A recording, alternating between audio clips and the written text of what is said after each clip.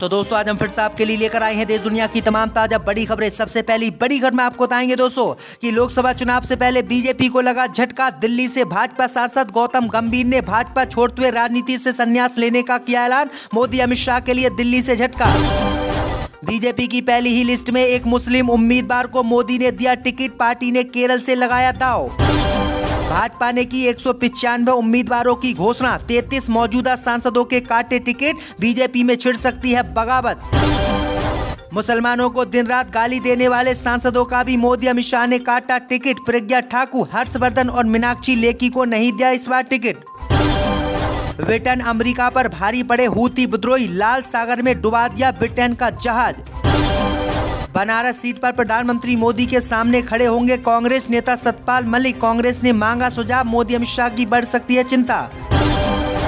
पाकिस्तान ने अमेरिका के आदेश को मानने से किया इनकार। कहा आंतरिक मामलों में दखल ना दे अमेरिका, हम अमेरिका के नहीं हैं गुलाम। तो दोस्तों सभी खबरों को आपको एक एक कर बताने वाले हैं। वीडियो को लाइक कर चैनल को सब्सक्राइब कर दें। इसी बीच पर तो दोस्तों अगली खबर की ओर। तो लोकसभा चुनाव से पहले बीजेपी को लगा झटका। गौतम गंभीर ने भाजपा छोड़ने का किया ऐलान। जी दोस्तों आपको बता दें कि लोकसभा चुनाव से ठीक पहले बीजेपी को दिल्ली से बड़ा झटका लगा है। दिल्ली से भाजपा सांसद गौतम गंभीर ने इस बार चुनाव नहीं लड़ने के साथ ही भाजपा छोड़ दी है।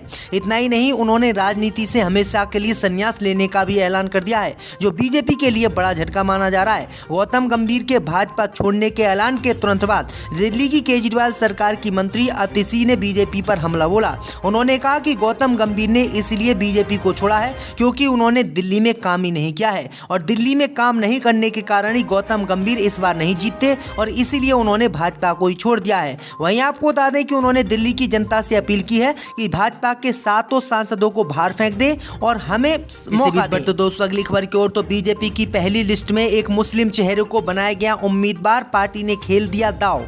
जी दोस्तों आपको बता दें कि लोकसभा चुनाव को लेकर भारतीय जनता पार्टी ने 543 लोकसभा सीटों में से 195 सीटों पर उम्मीदवारों की घोषणा कर दी है। 195 उम्मीदवारों की पहली लिस्ट में बीजेपी ने मात्र एक मुस्लिम चेहरे को टिकट दिया है। बीजेपी ने केरल के मल्लापुरम से अब्दुल सलाम को मैदान में उतारा है।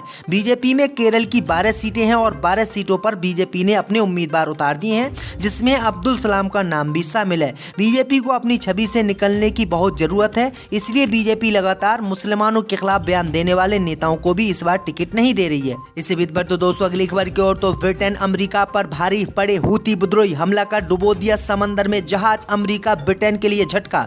जी दोस्तों आपको बता दें कि यमन के हूती विद्रोहियों ने इतना जोरदार हमला ब्रिटेन अमेरिका के जहाजों पर किया है कि हूती विद्रोहियों के हमले से समंदर में इनका जहाज डूब गया है। शनिवार को इस बात की जानकारी अमेरिका के अधिकारियों ने दी है। गाजा पर इजरायली हमलों के खिलाफ यमन के हूती विद्रोही लाल सागर में लगातार व्यापारिक जहाजों को निशाना बना रहे हैं। ताजा हमले में ब्रिटेन का रूबीमार पोत पूरी तरीके से तबाह हो गया है और समंदर में डूब गया है। हूतियों के हमलों के कारण वेस्ट एशिया से यूरोप की जाने वाली सप्लाई चेन भी टूट गई है। हमले की आशंका के कारण कई व्यापारिक जहाज अपना मार्ग बदल चुके हैं। तो ये बड़ी अपडेट आ रही है दोस्तों की हूती विद्रोही लगातार ब्रिटेन अमेरिका के जहाजों को निशाना बनाकर उनको पानी में मिला रहे हैं। इसी बीच पर तो दोस्तों अगली खबर की ओर। तो मुसलमानों को दिन रात गाली देने वाले बीजेपी नेताओं का मोदी अमित शाह ने काट दिया इस बार टिकट। जी दोस्तों आपको बता दें कि लोकसभा चुनाव से पहले बीजेपी ने उन अपने नेताओं को झटका दिया है जो लगातार देश में मुसलमानों के ऊपर विवादित बयान देते थे और मुसलमानों को आतंकवादी कहते थे।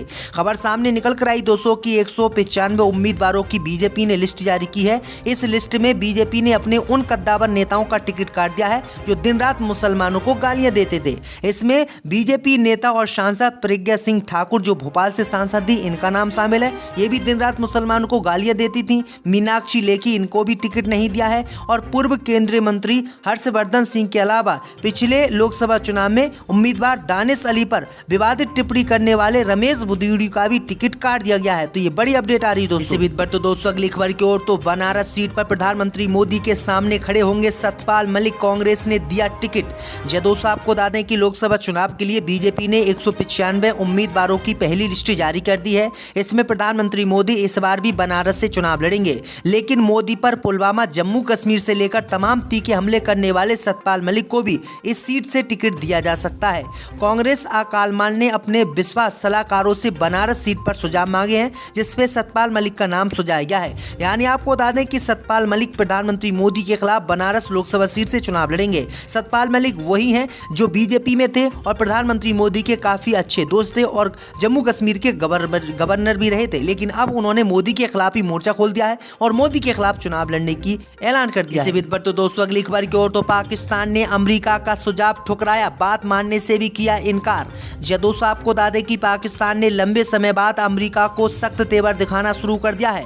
पाकिस्तान ने अमेरिका के एक सुझाव को यह कहते हुए मानने से इनकार कर दिया है कि बाहरी देशों के आदेशों के आगे पाकिस्तान नहीं झुकेगा और ना ही बाहरी देशों की बात पाकिस्तान अब मानेगा। आपको बता दें कि पाकिस्तान में 8 फरवरी को हुए आम चुनावों में धांधली के गंभीर आरोप पूर्व पाक पीएम इमरान खान की ओर से लगाए गए थे। इन अनियमितताओं की जांच कराने के लिए अमेरिका ने पाकिस्तान को सुझाव दिया था, मगर पाकिस्तान ने अमेरिका के सुझाव को खारिज करते हुए कहा है कि वह किसी भी बाहरी देश के आदेश के आगे नहीं झुकेगा और न ही उनकी बात मानेगा, जिससे अमेरिका की किरकिरी हो गई है।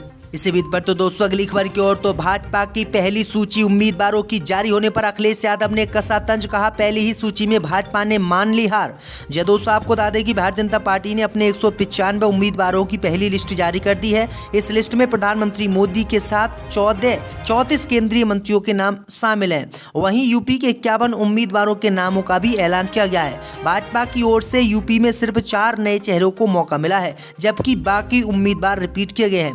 ऐसे में अब बीजेपी की पहली लिस्ट पर सपा प्रमुख अखिलेश यादव ने तंज कसते हुए कहा है कि पहली सूची में ही भाजपा ने अपनी हार मान ली है और ये आगे क्या हमसे चुनाव लड़ेगी। अखिलेश यादव ने पोस्ट करते हुए लिखा है कि भाजपा की लोकसभा उम्मीदवारों की पहली सूची बता रही है कि प्रथम दृष्टया जिन सीटों पर भाजपा के जीतने की थोड़ी सी भी संभावना है, केवल उन 195 सीटों पर ही सूची आई है। इसका मतलब साफ है कि बाकी पर भाजपा साफ हो जाएगी और चुनाव हार जाएगी। तो दोस्तों अगली खबर की ओर तो गाजा पट्टी में जंग के बीच अमेरिकी सैन्य विमानों ने गाजा में पहली बार गिराए भोजन के हजारों पैकेट, युद्ध विराम पर बातचीत हो गई शुरू। दोस्तों आपको बता दें कि गाजा में मानवीय सहायता की उम्मीद में बैठे लोगों के लिए शनिवार को अमेरिका ने पहली बार विमान से मदद पहुंचाई है। 3 C-130 विमानों ने क्षेत्र में पैराशूट के माध्यम से 35,000 से अधिक खाने के पैकेट गिराए हैं। संयुक्त राष्ट्र के अनुसार यहां 1/4 आबादी अकाल से बस एक कदम दूर है। फिलिस्तीनियों ने इंटरनेट मीडिया पर सहायता के लिए गिराए गए पैकेटों का वीडियो साझा किया है। व्हाइट हाउस ने कहा कि इजराइल इस ऑपरेशन का समर्थन करता है। वहीं घरेलू और विदेशी दबाव के बीच बाइडेन प्रशासन साइप्रस से समुद्र द्वारा जहाज के माध्यम से भी सहायता भेजने पर विचार कर रहे हैं। वहीं आपको बता दें कि गाजा पट्टी में युद्ध विराम को लेकर बातचीत फिर से रविवार को काहिरा में शुरू हो गई है और संभावना जताई जा रही है कि हमास इजराइल के बंधकों को रिहा कर देगा तो इजराइल गाजा पट्टी में युद्ध रोक देगा। इसी बीच पर तो दोस्तों अगली खबर की ओर तो लोकसभा चुनाव के बीच बीजेपी और जैन चौधरी में हुआ समझौता, आरएलडी को मिलेंगी यूपी की मात्र 2 सीटें। दोस्तों आपको बता दें कि आरएलडी जैन चौधरी ने आज बीजेपी के राष्ट्रीय अध्यक्ष जेपी नड्डा से दिल्ली में मुलाकात की। माना जा रहा है कि इस मुलाकात में सीटों को लेकर चर्चा की गई है। खबरों की माने तो बीजेपी और आरएलडी में सीटों को लेकर समझौता हो गया है और बीजेपी ने यूपी की बिजनौर और बागपत सीट आरएलडी को दे दी है, जबकि घोसी सीट ओम प्रकाश राजभर की सुबह सपा के पास गई है। वहीं बीजेपी के राष्ट्रीय अध्यक्ष जेपी नड्डा ने अपने एक्स अकाउंट पर लिखा है कि केंद्रीय गृह मंत्री अमित शाह की उपस्थिति में आरएलडी के अध्यक्ष जैन चौधरी से मुलाकात हुई है। मैं उनके एनडीए परिवार में शामिल होने के फैसले का दिल से स्वागत करता हूं। इसी बीच तो दोस्तों अगली खबर की ओर तो दिल्ली में हार को देखते हुए बीजेपी ने 5 उम्मीदवारों के काट दिए टिकट। दोस्तों आपको बता दें कि लोकसभा चुनाव में हार को देखते हुए बीजेपी ने दिल्ली में बड़ी लिस्ट जारी कर दी है, जिसकी पूरे देश में चर्चा हो रही है। दरअसल आपको दोस्तों बात करें तो दिल्ली की कुल 7 लोकसभा सीटों में से बीजेपी के 5 उम्मीदवारों का ऐलान कर दिया गया है।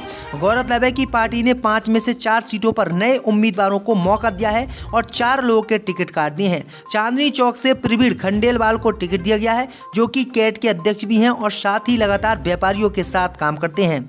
वहीं आपको बता दें कि मनोज तिवारी फिर से यहां से टिकट लड़ेंगे, जबकि बीजेपी के 2 बड़े नेताओं का टिकट काट दिया गया है। यानी आपको बता दें कि मुसलमानों के खिलाफ बयान देने वाले प्रवेश वर्मा को भी इस बार बीजेपी ने टिकट नहीं दिया है और रमेश बिदूड़ी का भी टिकट काट दिया गया है। यानी बीजेपी ने साफ कहा है कि जो मुसलमानों के खिलाफ अभद्र भाषा का इस्तेमाल करते हैं उनको किसी भी कीमत पर वो ना तो टिकट देगी और ना ही मंत्री बनाएगी। पर तो दोस्तों अगली खबर की ओर तो लोकसभा चुनाव में बीजेपी के खिलाफ जानकारी देने वालों को यूट्यूब से हटाएगी बीजेपी। यूट्यूब टीम के साथ बीजेपी ने कर लिया समझौता। दोस्तों आपको बता दें कि देश में होने वाले लोकसभा चुनाव से पहले यूट्यूब पर नकेल कसने की बीजेपी ने तैयारी कर ली है। खबर सामने आ रही है दोस्तों कि यूट्यूब पर बीजेपी के खिलाफ जानकारियां फैलाने वाले लोग के खिलाफ कार्रवाई की जाएगी। खबर सामने ने निकल कर आई दोस्तों कि लोकसभा चुनाव में बीजेपी के खिलाफ गलत जानकारियों को हटाने के लिए फैक्ट चेक की कुछ टीम गूगल के साथ काम करेंगी। मोदी सरकार ने यूट्यूब को आदेश दिया है कि वो बीजेपी के खिलाफ जो भी खबरें यूट्यूब पर चलाई जा रही हैं उन खबरों पर रोक लगाए और यूट्यूब पर बीजेपी के खिलाफ खबरें चलाना बंद कर दे। तो ये बड़ी अपडेट आ रही दोस्तों।